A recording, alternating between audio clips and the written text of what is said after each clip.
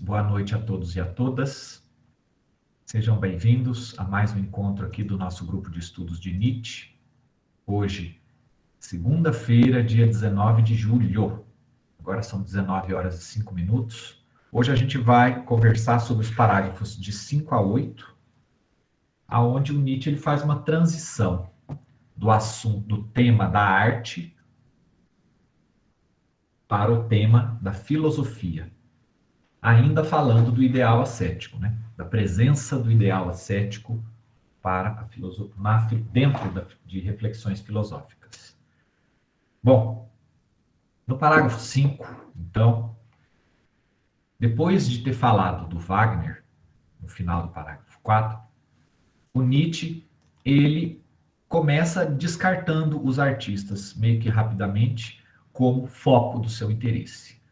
Tá? Aqui é importante mencionar que o início desse parágrafo 5 não se trata aqui de uma desvalorização por parte de Nietzsche da arte em si. Tá? Mesmo porque, ao longo de toda a vida, Nietzsche sempre foi, além de ser filósofo, Nietzsche sempre foi artista também. Tá? Ele foi um artista medíocre. É preciso, né, fazer aí uma justiça também. Né, as produções artísticas do Nietzsche, as poesias, né, e as músicas que foram compostas por ele, são consideradas de qualidade medianazinha ali, sabe? Não ficou nenhum legado artístico específico de Nietzsche para a posteridade, exceto na literatura. O livro Assim Falou Zaratustra, que é considerado não apenas um livro de filosofia, mas também um livro de literatura alemã que tem uma importância bastante significativa dentro da história da literatura alemã. Tá? Existem até algumas gravações das músicas de Nietzsche. Salvo engano, teve um maestro que executou e gravou todas as obras do Nietzsche. O nome dele é Kurt Paul Jans. Kurt Paul Jans, né? Alemão. Mas são obras assim de pouco valor artístico. Tá? Bom, na Genealogia da Moral, nessa edição na Gaia Ciência, dessa tradução do Paulo César de Souza, ele inclui, junto com o livro A Gaia Ciência, um anexo que são as canções do príncipe Livre Pássaro, ou, dependendo da tradução, Canções do Príncipe Vogelfrei. Tá? Além disso, junto também com a publicação do Anticristo, desta coleção da Companhia das Letras, tem uma outra coletânea de poemas chamado Ditirambos de Dioniso. Para além dessas duas coletâneas de poemas, que são as mais conhecidas, tem ainda outros poemas que Nietzsche compôs ao longo da vida. E ele também compôs, né, como eu mencionei, algumas peças musicais, inclusive ele executava algumas peças musicais. Esse interesse de Nietzsche pela música foi um dos interesses que motivou, durante a década de 70 do século XIX, a aproximação de Nietzsche, né, em relação ao Richard Wagner. Então, voltando, né, ao parágrafo em si, seria bastante contraditório se o Nietzsche ele simplesmente desprezasse a arte, inclusive depois de todo o elogio, né, que ele próprio fez à dança, lá no capítulo de onde se origina a epígrafe dessa terceira dissertação, que é um capítulo do Zaratustra, do Ler e do Escrever, sobre o qual a gente conversou na semana passada. O que acontece aqui, então? Se não é uma desvalorização da arte, né? O que acontece? Trata-se aqui de uma mudança de foco. Por que Nietzsche muda de foco? Passa da arte para agora uma outra coisa que a gente vai ver que é a filosofia. Né? Isso tem em vistas dar continuidade ao objetivo que Nietzsche se propôs a fazer na terceira dissertação, e que entra em consonância com o objetivo da genealogia da moral como um todo. Fazer uma vivissecção, fazer uma análise minuciosa daquilo que ele próprio entende como sendo o cerne do paradigma moral socrático-platônico cristão. o que é o cerne desse paradigma moral? O ideal ascético. O qual, no entendimento desse filósofo, estaria na base, formaria a base da visão de mundo, dos valores, dos princípios institucionais de todas as principais civilizações ocidentais. Nesse sentido, e aqui é interessante a gente mostrar, né, a partir da onde que Nietzsche está olhando e está dizendo, fazendo essa sua reflexão sobre a arte, né? Ele parte do pressuposto de que a arte seria apenas uma expressão de outros ideais, de outros princípios, de outros valores, de origem não artística. Seriam ideais religiosos, ideais filosóficos, etc. Em última instância, da forma como está sendo colocado aqui no parágrafo 5, a gente pode dizer que a função da arte para Nietzsche seria apenas um outro tipo de linguagem. Tá? E isso a gente pode aplicar à própria arte de Nietzsche também, visto que todas as suas produções artísticas, poemas, música, o próprio Zaratustra, no fundo são reflexos, são formas por meio das quais Nietzsche buscou transmitir, dizer, apresentar as suas ideias filosóficas. E como a gente vai ver mais adiante, esse pressuposto, essa forma por meio da qual Nietzsche considera a arte, o que é a arte e qual seria o papel da arte, isso tem origem em Schopenhauer. Bom, logo na sequência, o Nietzsche ele passa do Wagner para o Schopenhauer. Ele vai dizer que a obra de Wagner, né, a presença do ideal ascético na obra wagneriana, a valorização por parte de Richard Wagner da castidade e, por conseguinte, do ideal ascético, isso se deve ao fato de que Wagner tomou para si Schopenhauer como uma espécie de um mentor filosófico. Wagner aderiu às ideias schopenhauerianas sobre a arte. Tá? Para ficar mais claro aqui, gente, eu realizei uma apresentação geral do Schopenhauer, das ideias de Schopenhauer, no início do vídeo, onde eu trato do parágrafo 5 do prólogo. Tá? Eu não vou ter condições aqui de retomar completamente, de forma minuciosa, uma apresentação das ideias de Schopenhauer. Tá? Mas, apenas para os propósitos dessa nossa conversa aqui, rapidamente, né?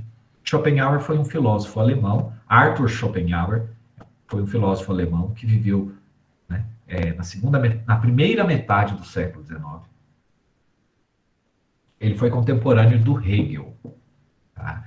E ele desenvolveu um sistema filosófico onde o objetivo de Schopenhauer era o de tentar dizer qual que era a essência do universo.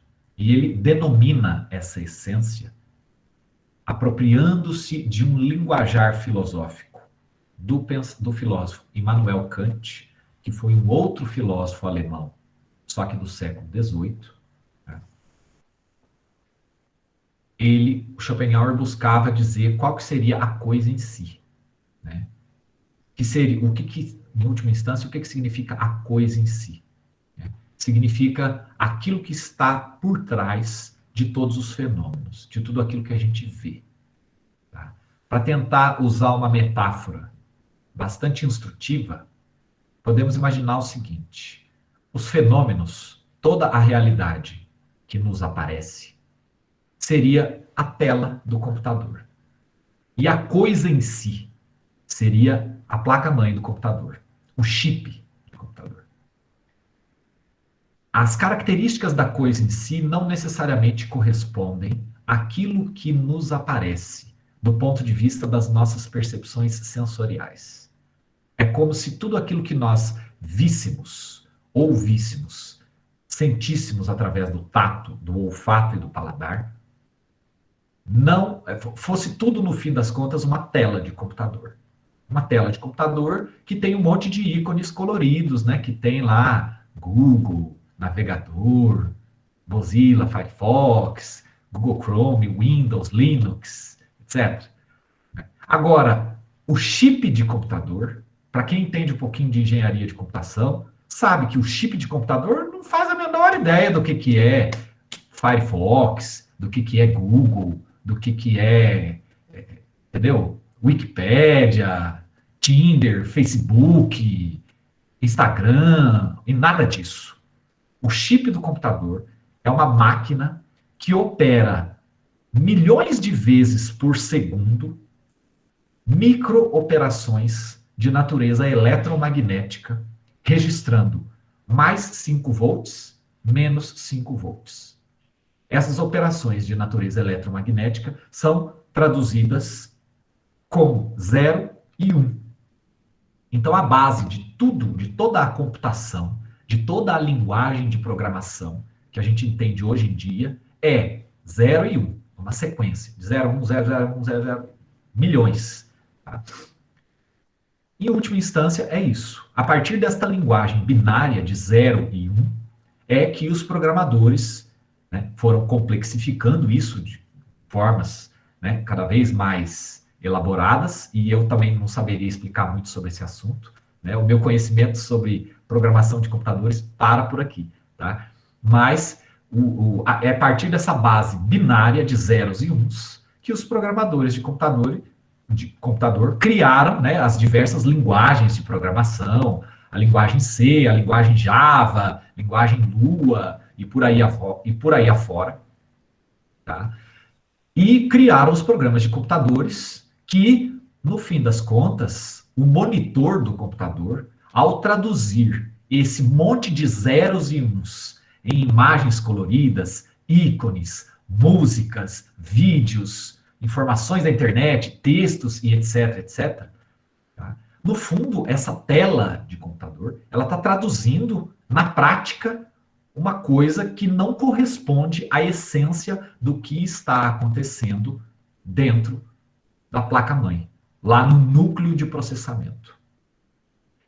A gente pode, de uma forma bastante grosseira, entender que a diferença para Kant entre fenômeno e coisa em si, ela seria mais ou menos compreensível na forma desta analogia entre aquilo que a gente vê e experimenta com os nossos sentidos e o suporte metafísico desta realidade, que talvez não tenha nada a ver com as cores, com as sensações táteis, com as sensações auditivas, olfativas e etc. Tá? Bom, toda a reflexão epistemológica de Kant, ela parte desse pressuposto, dessa diferença entre fenômeno e coisa em si. Schopenhauer toma por base essa diferenciação kantiana e busca ir além, porque o Kant ele vai dizer que todas as afirmações que todo tipo de conhecimento que a gente pode ter sobre a coisa em si, tá? Ele não é um conhecimento, digamos assim, com C maiúsculo.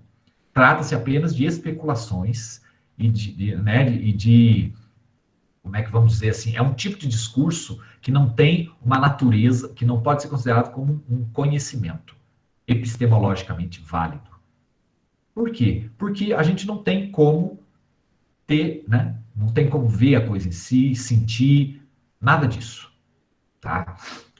No entendimento de Schopenhauer, através, né, da argumentação que ele desenvolve, ele busca avançar nessa fronteira e fala, olha, eu vou dizer o que é a coisa em si. Eu não vou ter como aqui desenvolver em detalhes a argumentação do Schopenhauer. Eu acho que essa apresentação geral, né, já deu para mostrar que o objetivo de Schopenhauer é dizer, no fim das contas, qual que é a essência do universo. É como se tudo aquilo que a gente experimentasse no universo fosse uma tela de computador e o Schopenhauer falasse, agora eu vou te explicar para vocês o que acontece lá na placa-mãe, o que acontece lá no chip.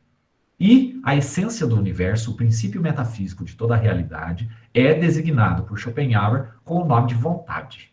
Tá? Mas não se diz respeito a uma vontade humana. Né? Ah, eu estou com vontade de beber água agora, estou com vontade de dormir, comer chocolate, ou o que quer que seja. Essa vontade, ela se expande para abranger fenômenos de natureza gravitacional, por exemplo, a atração entre os planetas, entre os corpos celestes, o fenômeno de crescimento das plantas, o fenômeno da própria vida, né, do ciclo da vida, de nascimento, morte, a alimentação e tudo mais. Então, Schopenhauer, ele desenvolve essa reflexão filosófica. Tá? E o que nos interessa, né, não é tanto saber isso, mas as consequências éticas da reflexão schopenhaueriana. Por quê? Porque o Schopenhauer ele vai dizer que, ao olhar para o universo, o Schopenhauer, um filósofo ateu, tá? Isso é importante mencionar, Schopenhauer ele não vai dizer que existe nenhuma ordem maior no universo e que tudo o que nós vivenciamos, a própria existência do planeta Terra, as diferentes espécies vivas, os ciclos da natureza, os fenômenos gravitacionais, né, as interações gravitacionais entre os planetas, tudo isso, no fundo, são resultado de um conflito de forças, sendo que essas diferentes forças seriam diferentes manifestações deste princípio metafísico da vontade. Portanto, não existe um Deus ordenador, uma inteligência suprema que organizaria o universo. E, portanto, consequentemente, a própria existência humana não teria um sentido de natureza transcendental, de natureza metafísica, uma justificação maior. Pelo contrário, a forma por meio da qual a nossa vida orgânica, né, e com as devidas aspas, a nossa vida psíquica, ela acontece. Eu estou usando aspas aqui quando eu estou falando de vida psíquica, porque na época de Schopenhauer ainda, a gente estava nos primórdios da psicologia. Né? Ainda não existia esse campo do conhecimento, essa ciência conhecida como psicologia, tal como nós vivemos hoje, tal como nós estudamos hoje. Bom, a nossa vida orgânica e a nossa vida psíquica, ela seria determinada, em última instância, pelo conflito entre diferentes impulsos, diferentes instintos, diferentes forças, que se manifestariam em nós, não apenas nos fenômenos orgânicos, né, da digestão, da respiração, etc., mas também nas vontades, nos desejos. Então, a concepção de Schopenhauer sobre a vida humana é uma concepção muito pessimista, porque Schopenhauer vai entender que, ao longo da nossa vida, nós somos profundamente marcados e determinados por esses desejos, por esses impulsos, por essas pulsões, que se repetem de forma contínua e incessante, fazendo com que nós estejamos sempre em busca de algo para satisfazer essa nossa vontade, entre aspas. Né? Só que essa vontade, ela é, por natureza, por definição, insaciável. Então, a gente busca prestígio social, a gente busca dinheiro, a gente busca comprar coisas, a gente busca conquistar prazeres, se alimentar, satisfazer as nossas vontades, num ciclo infinito e incessante. Um ciclo que, no entendimento de Schopenhauer, é um ciclo caracterizado pelo sofrimento. Porque os nossos desejos, eles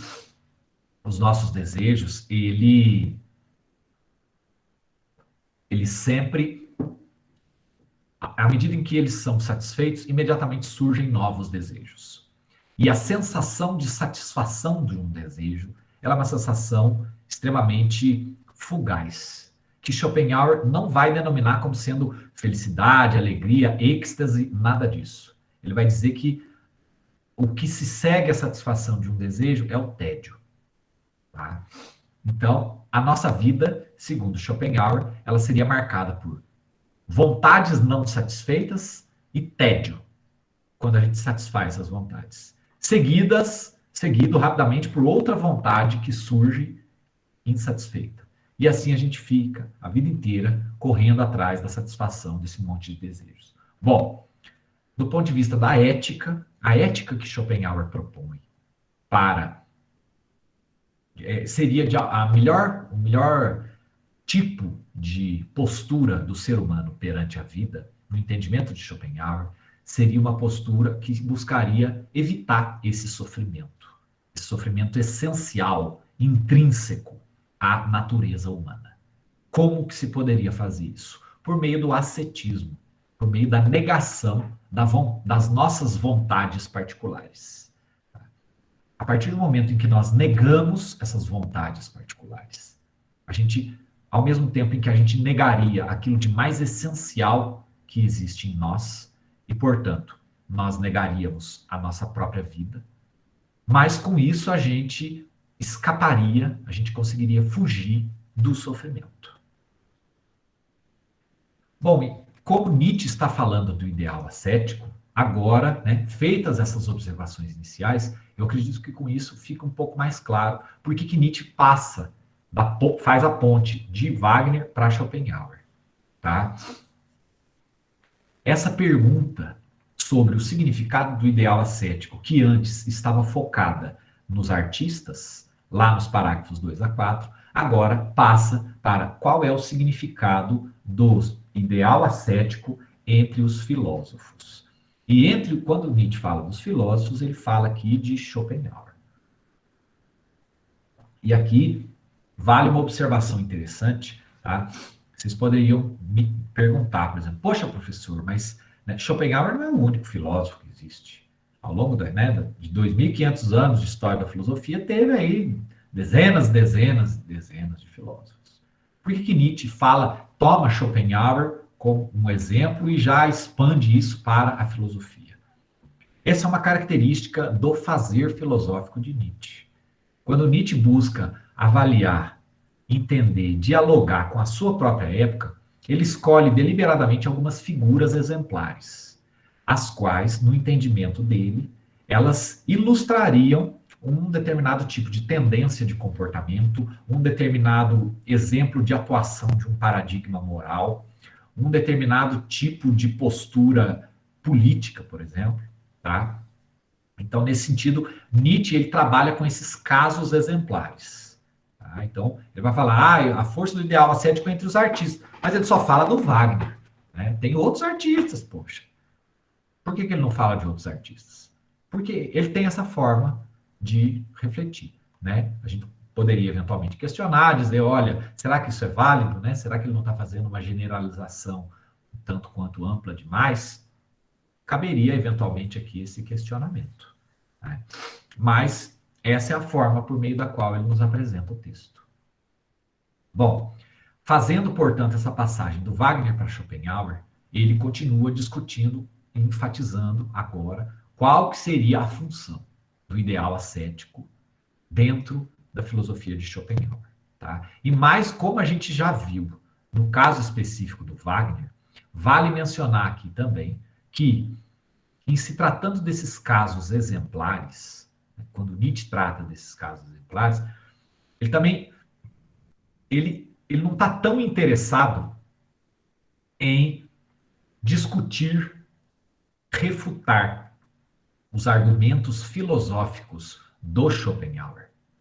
Ele está interessado em olhar para o Schopenhauer, assim como um médico olha para um paciente que tem uma série de sintomas, e aquele médico, com base naquele monte de sintomas, ele tenta estruturar um diagnóstico da doença, da moléstia que está afligindo aquele paciente. O Nietzsche, ao olhar para Schopenhauer, ele não está interessado em discutir as minúcias dos argumentos de Schopenhauer, mas toma Schopenhauer como exemplo, como um modelo para avaliar um determinado tipo humano, um determinado conjunto de tendências, ou melhor dizendo, um determinado tipo de constituição fisiopsicológica, que envolve, obviamente, não apenas o corpo, mas a parte psíquica também. Né? Para Nietzsche, não há diferença. A gente não pode falar em psicologia em Nietzsche, a gente tem que sempre falar em fisiopsicologia em Nietzsche. Porque para Nietzsche, o que é o ser humano? Né? É um conjunto de pulsões, instintos, desejos que influenciam, né? Essas forças influenciam tanto a vida orgânica, os fenômenos orgânicos, como a vida psíquica. Bom, né? E aqui, ainda a respeito dessa passagem, né, do Wagner para Schopenhauer, o Nietzsche ele faz uma referência à hierarquização das artes, que é proposta por Schopenhauer, afirmando que essa hierarquização das artes ela teria sido o chamariz que despertou o interesse de Wagner pela filosofia schopenhaueriana. Tá? E aqui vale explicar, né, que diabo de hierarquia artística, hierarquia estética é essa que Schopenhauer criou, né? Bom, para Schopenhauer, né, como eu havia esclarecido para vocês, né, a essência metafísica do universo é essa vontade, que é uma vontade irracional. Para Schopenhauer, as diferentes modalidades de arte, elas teriam o seu valor artístico enquanto diferentes tipos de linguagens, justamente porque elas seriam expressões mais aproximadas, mais elaboradas ou menos elaboradas desse princípio metafísico da vontade. E, enfim, o Schopenhauer, né, no terceiro livro dessa obra, dessa terceira parte dessa obra, O Mundo como Vontade e Representação, que é a sua obra magna, ele vai estabelecer as bases dessa hierarquia das artes. Tá? Apenas para citar alguns exemplos, né, ele vai dizer, por exemplo, que o valor artístico da arquitetura ele seria porque a arquitetura, nas suas diferentes formas de apresentação, a arquitetura ela nos demonstraria, né, o efeito da gravidade, tá? Através dos arcos, das estruturas de sustentação e tudo mais, ela faria ali uma referência à gravidade. A jardinagem, por exemplo, ela faria referência à vida, que também a vida orgânica, né, a vida nos vegetais, que também é uma das manifestações desse princípio metafísico da vontade. Tá? A pintura, as diferentes formas de pintura, né, a natureza morta, as paisagens, os seres humanos, etc., etc., tá? Tudo isso também expressaria, de alguma maneira, teria correspondência com certos tipos de manifestações da vontade metafísica. A escultura, a mesma coisa, seja de objetos, seja de corpos. E, por fim, o Schopenhauer vai dizer que, né, a principal, no entendimento dele, a forma, né, a modalidade de expressão artística mais valiosa seria a música. Por que a música? Porque a música corresponderia, no entendimento de Schopenhauer, ela expressaria da forma mais profunda, da forma mais direta, né, a natureza da vontade, através, né, dos diferentes movimentos musicais e tudo mais. Schopenhauer, ele tem uma valorização muito forte da música. E isso, no entendimento de Nietzsche, provavelmente foi o que agradou o Wagner e fez com que o Wagner, né, se interessasse pela filosofia de Schopenhauer e, por conseguinte, também pela defesa do ascetismo. E com isso, em princípio, eu encerro o parágrafo 5. Jales pergunta: Schopenhauer não é panteísta? Tudo é divino, a natureza é divina, e a vontade seria a força ordenadora. Olha, Jales, a gente precisaria entender exatamente o que você está querendo dizer com divino.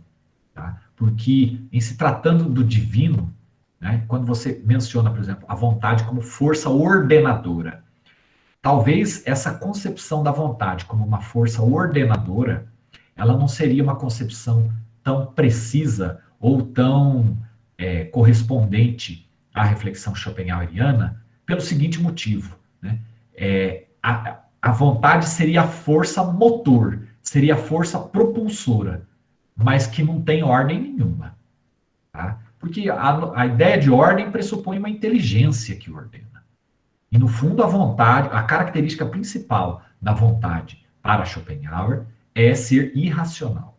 Inclusive, no entendimento de Schopenhauer, na busca incessante pela sua própria satisfação, a vontade pode, inclusive, levar à autodestruição.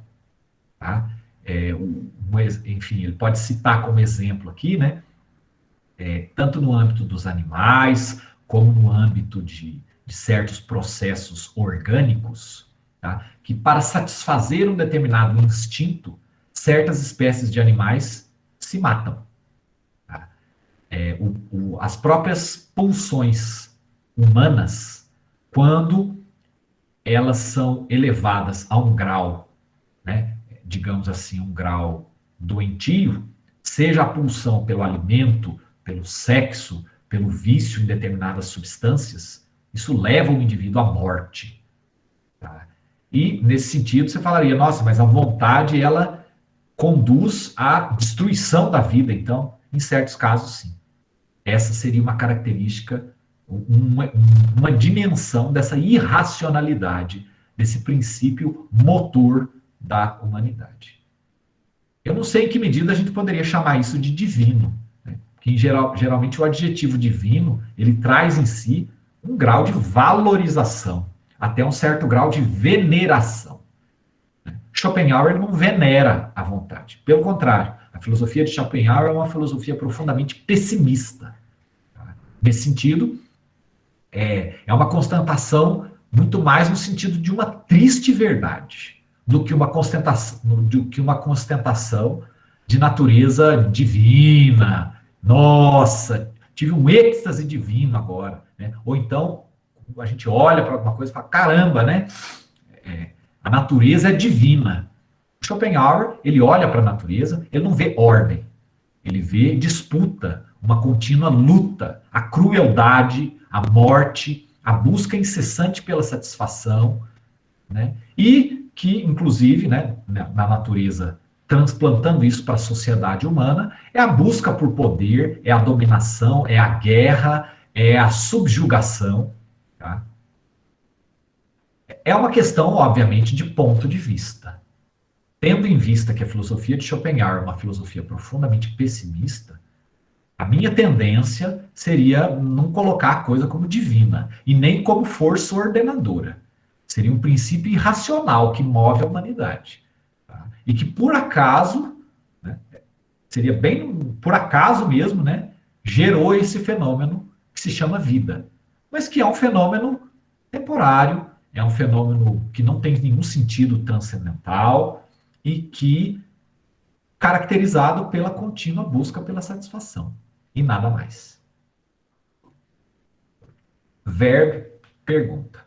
A música clássica, né, professor? Sim, para Schopenhauer, sim. Tá. Giovanni, nesse caso, o Nietzsche propõe separar a obra do autor? Sim, ele vai fazer isso lá no parágrafo 6. Tá. A música em Schopenhauer seria apaziguadora das paixões? Sim. Mais adiante a gente vai falar sobre isso. Tá? Enquanto em Nietzsche, ela elevaria os desejos nos indivíduos. Bom, vamos por partes. Primeiro a gente vai falar da função da música para Schopenhauer. Tá?